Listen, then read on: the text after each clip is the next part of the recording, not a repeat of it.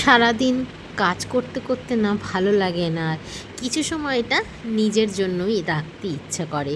তো আমি আর মেয়ে বেরিয়ে পড়লাম, যদিও আজকের কিন্তু আমি সকাল থেকেই কিছু খাইনি, কারণ আমি যেহেতু চৈত্র মাসে সোমবারটা করি, তো সেই ভিডিওটা তোমাদের সাথে আজকের আমি শেয়ার করব, যে আমি কোথায় যাচ্ছি আর কি কিনলাম আর কি কিনতে যাচ্ছি, সবটুকুই আমার যা যা ঘটলো তোমাদের শেয়ার করি। চলো দেখো বন্ধুরা, এই যে বিরিয়ানিটা দেখতে পাচ্ছ, এটা কিন্তু মধ্যমগ্রাম চৌমাথার একদম বাদু রোডের উপরেই ইন্ডিয়ান ব্যাংকের নিচে নন্দরানী কিচেন।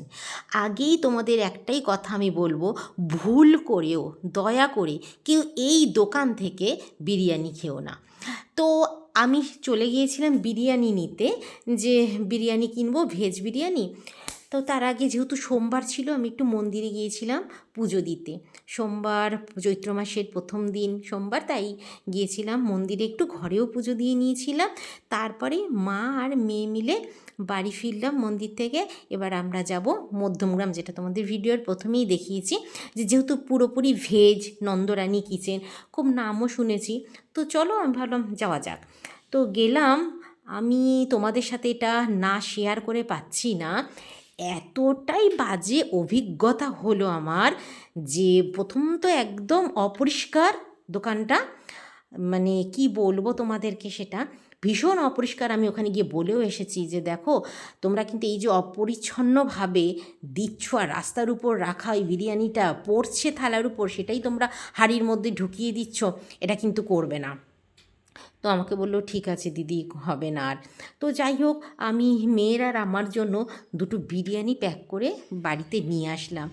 তোমাদের কি বলবো বন্ধুরা, আমি বারবার রিকোয়েস্ট করবো, এই যে দেখো দোকানটাও দেখাচ্ছি, নন্দরানী কিচেন, যেটা নাকি বাদু রোডে একদম যেতেই রাস্তার উপরেই রয়েছে। এতটাই বাজে খেতে হয়েছে যে তোমাদের কি বলবো, ইনফ্যাক্ট একটু না গন্ধ বেরিয়ে গিয়েছিল। তো গরম গরম আমি ভাবলাম না না, সবই ঠিকই আছে, কিছু বুঝতে পারিনি আমি তখন। তো বিরিয়ানিটা নিয়ে তো বাড়িতে এলাম, খুব আনন্দ হচ্ছিল, কারণ ভেজ খাবো, আর পুরোপুরি দোকানটা ভেজেরই, সব রকম ভেজের আইটেম পাওয়া যায়। তো চলো, আমি ভাবলাম বার করা যাক, খুব এক্সাইটমেন্ট আমার যে খাবো ভেজ বিরিয়ানি, যেহেতু সোমবার পুরোপুরি ভেজ। তো এর মধ্যে দেখলাম, আর যখন দিচ্ছিল না, তখন 4-5টা পনিরও উপরে দিয়ে দিয়েছিল। তো আমি দেখি একটা থালায় ঢালছিলাম, তার মধ্যে একটা গোটা আলু ছিল, এই যে, আর পনির ছিল, এই যে ছোটো ছোটো করে দেওয়া পনির ছিল। তো ভাবলাম ঠিক আছে, চলো দেখে খাওয়া যাক কীরকম, যদিও কোনো গন্ধ তো ঘিয়ের পাইঠাইনি কিচ্ছু। তো আমি বললাম আচ্ছা ঠিক আছে। এই যে দেখো, একটা বড় আলুও দিয়েছে। তো ঠিক আছে, পনির আছে, আলু আছে, আর একটু সয়াবিন ছিল 5-6টা মতো।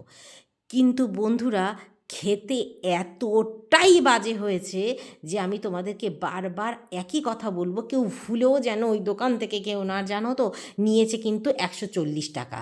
তা আমি বললাম যে এই যে খেয়ে মাথা নাড়াচ্ছ, আমি ভাবছি বোধহয় খুব ভালো হবে না, একদমই খুব খুব খুব বাজে। এবং আমি ভীষণ হতাশ হয়ে গেলাম খেয়ে, যে আমার টাকাটাই পুরো জলে গেল।